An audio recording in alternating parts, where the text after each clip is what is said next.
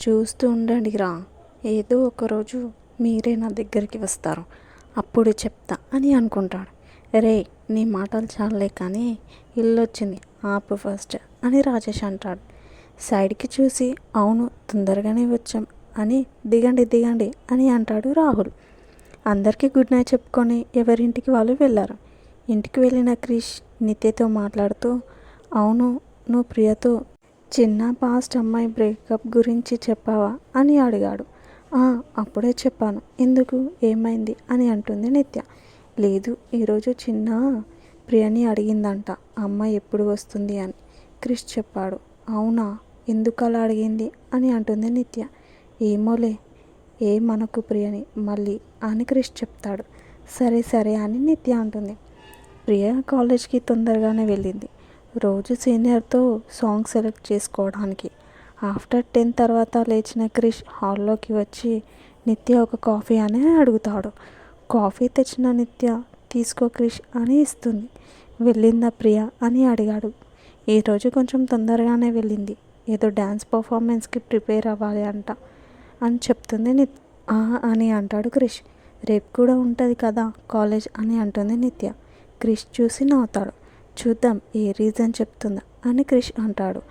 ఏముంది, ప్రాక్టీస్ చేయాలి, రేపు సండే కదా, సోను నేను ఇద్దరం కలిసి ప్రాక్టీస్ చేస్తాం, ఈవినింగ్ వరకు రాను అని చెప్తుంది అని నిత్య అంటుంది. ముందుగానే అన్నీ తెలుసు అని అంటాడు క్రిష్. నేనే కదా ఐడియా ఇచ్చింది అని అంటుంది నిత్య. సర్లే, నేను ఫ్రెష్ అయి వస్తాను, డైరెక్ట్ లంచ్ తినేసి వెళ్తా. కాలేజ్కి వెళ్ళిన ప్రియ శివ దగ్గరికి వెళ్ళి సార్ అని పిలుస్తుంది. ప్రియా వచ్చావా, నీకోసమే వెయిట్ చేస్తున్నా అని అంటాడు శివ. సార్, సాంగ్ సెలెక్ట్ చేద్దామా అని అంటుంది ప్రియ. సరే అని ఇద్దరు కూర్చొని ఏ సాంగ్ అయితే బాగుంటుందా అని వెతుకుతూ ఉన్నారు. గోదావరి గట్టు పైన ఇది బాగుంటుంది సార్ అని అంటుంది ప్రియ. బాగానే ఉంది కానీ ఇంకేమైనా సాంగ్ చూద్దాం అని అంటాడు శివ. తులసి మూవీలో నుంచి నీ కళ్ళతోటి నా కళ్ళతోని అని సాంగ్ ఎలా ఉంది ప్రియా అని అంటాడు శివ.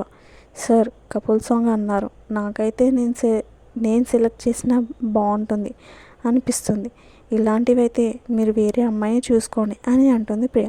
సారీ ప్రియ. సరే, నువ్వు చేసిందే ఓకే చేద్దాం, రేపటి నుంచి ప్రాక్టీస్ చేద్దాం అని అంటాడు శివ.